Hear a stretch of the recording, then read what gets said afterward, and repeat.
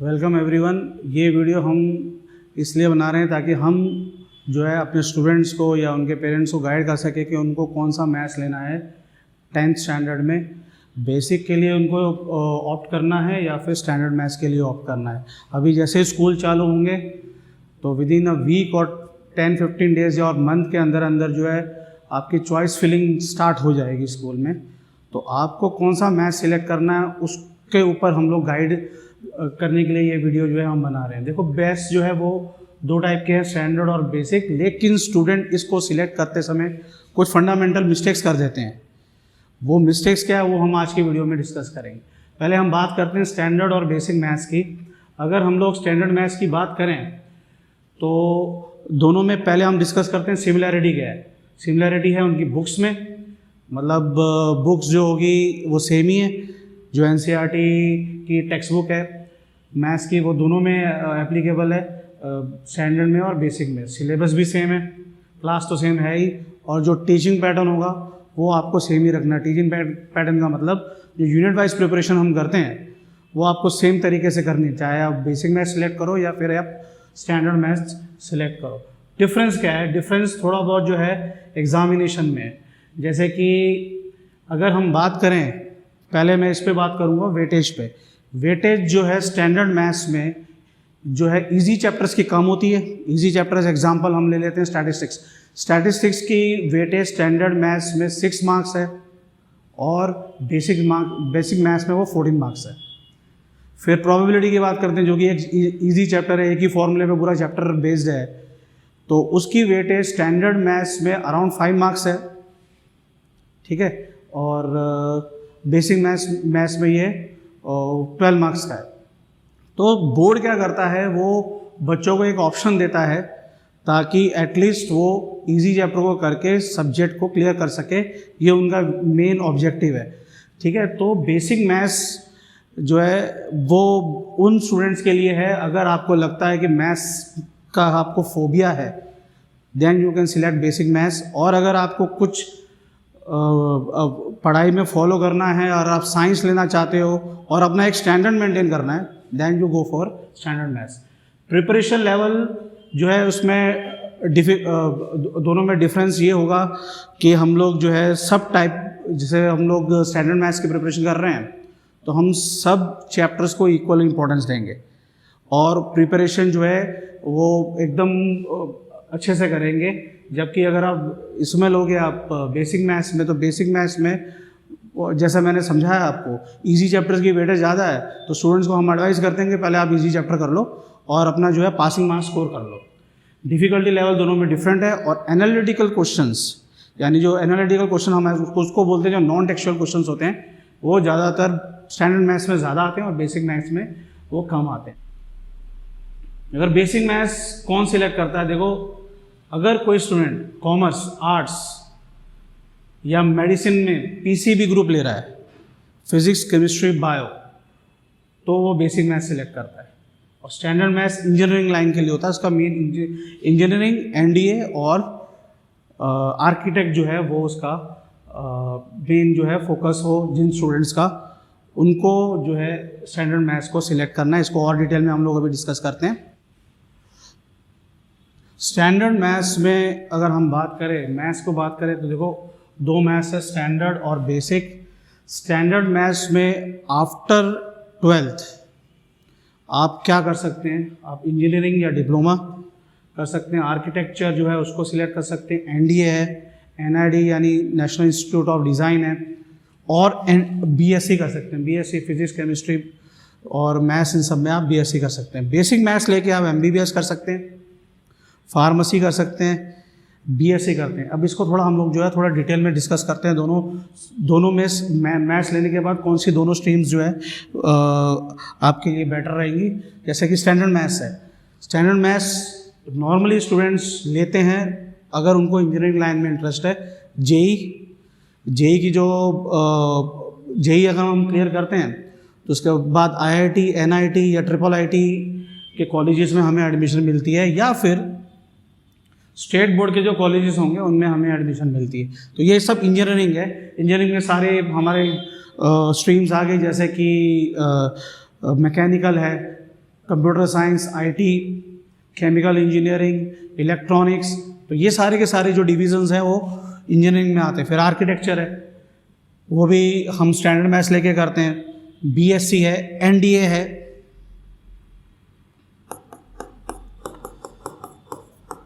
और merchant navy.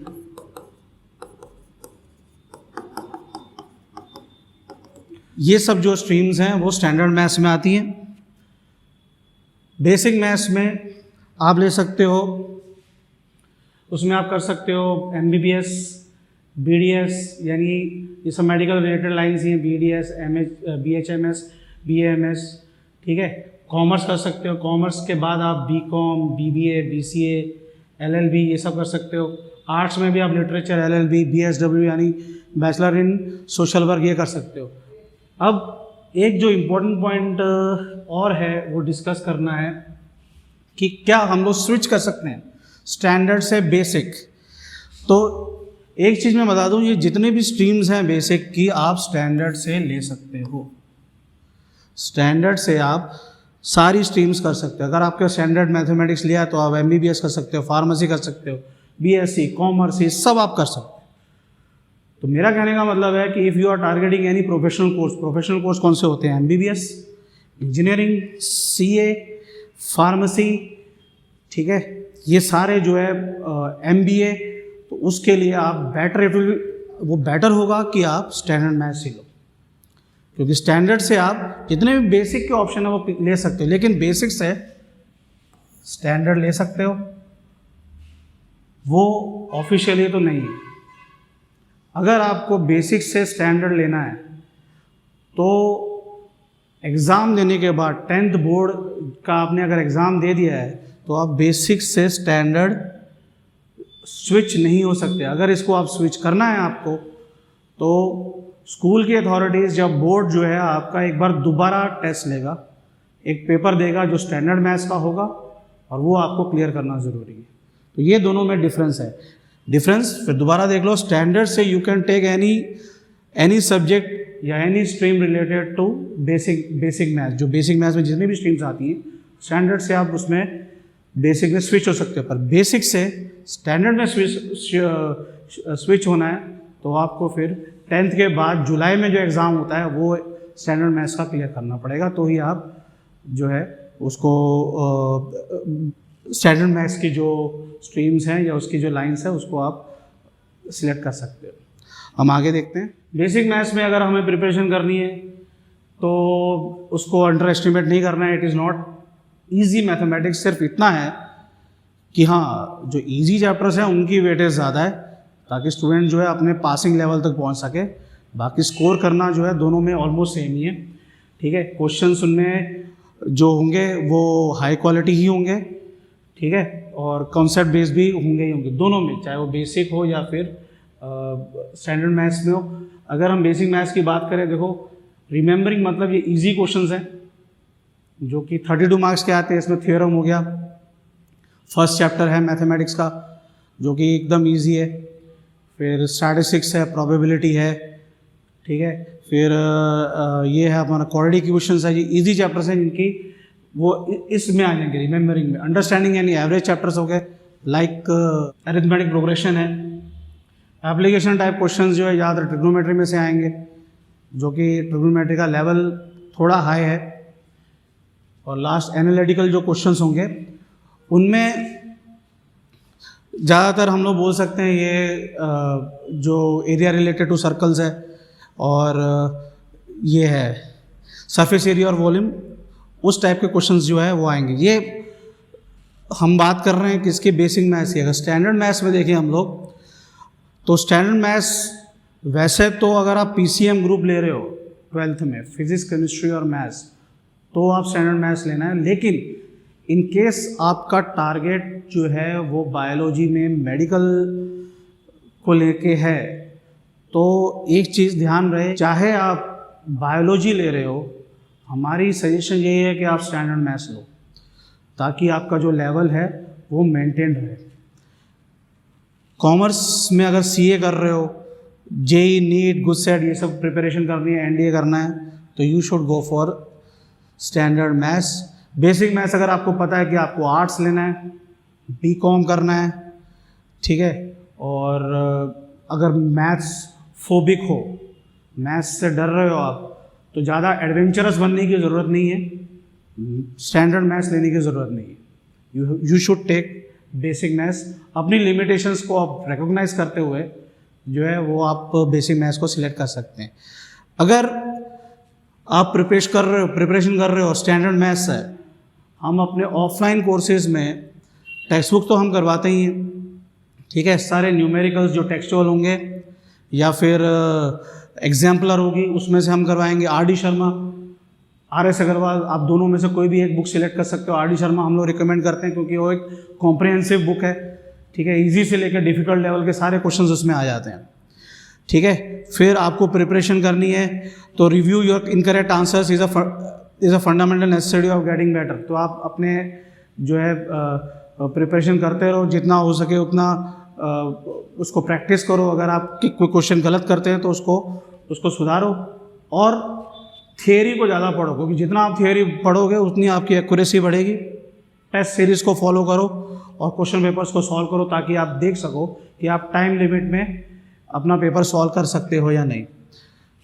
यही अगर आप बेसिक मैथ्स लेते हो तो सेम ही NCERT टेक्स्ट बुक है, तो आपको थियरी पढ़नी है, ठीक है। फिर भी हम रिकमेंड करेंगे if you are preparing basic maths लेके, if you are preparing for medical, you should solve RD Sharma, a book like RD Sharma, या फिर एक डिफिकल्ट लेवल के क्वेश्चंस आपको सॉल्व करने हैं। क्वेश्चन पेपर्स जो है जितना हो सके सॉल्व करो। एक हम लोगों ने अपना एक थंब रूल बना के रखा हुआ है एक्सेल इंस्टीट्यूट में कि स्टूडेंट को 10 मॉक टेस्ट मैथ्स के और 10 साइंस के वो हमारे सामने बैठ के लिखने हैं, एकदम एग्ज़ाम लाइक सिचुएशन। तो वो चीज़ करनी ज़रूरी है ताकि आपको पता चले कि आपकी जो है प्रिपरेशन कैसी है, आपका टाइम पे पेपर ख़त्म होता है या नहीं होता है। वो चीज़ चेक करने के लिए वो हम लोग फिर नवंबर से ही हम लोग फुल टेस्ट जो है वो सॉल्व करने स्टार्ट कर देते हैं और मॉक टेस्ट लेने स्टार्ट कर देते हैं। नवंबर, दिसंबर, जनवरी, फरवरी 4 महीने में हम लोग मैथ्स और साइंस के 10 मॉक टेस्ट तो हम लोग कंपलसरी लेते ही लेते हैं। तो इतने इनफ है कि बच्चे जो है उसमें दे गेट देयर प्रैक्टिस, अपनी स्पीड जो है वो चेक कर सकते हैं। तो ये करना ज़रूरी है बहुत।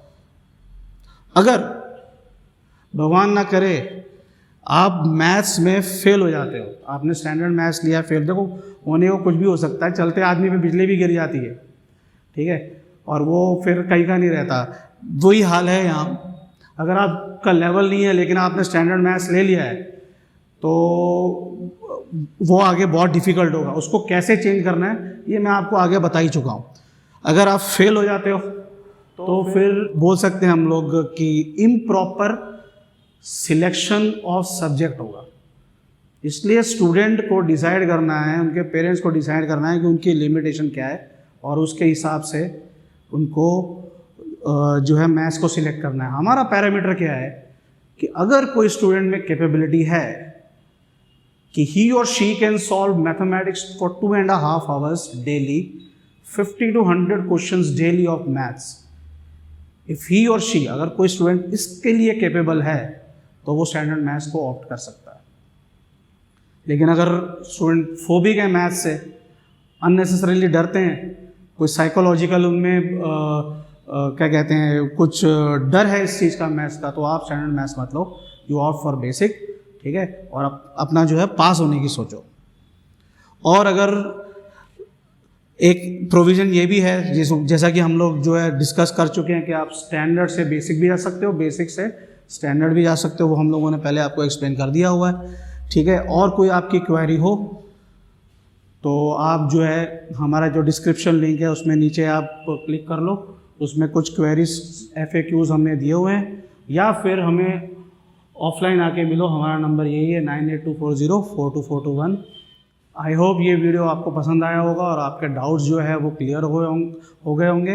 अब अगर आपके फ्रेंड्स को या आपको कोई कन्फ्यूज़न है, आपकी फैमिली में किसी को कन्फ्यूज़न है इस बारे में, तो आप ये वीडियो उनके साथ शेयर कीजिए। और हमारी जो डिस्क्रिप्शन है नीचे उसमें हम कोई कमेंट हो तो आप कमेंट कीजिए, हो सके तो हम आपको कांटेक्ट करने की कोशिश करेंगे। Thank you.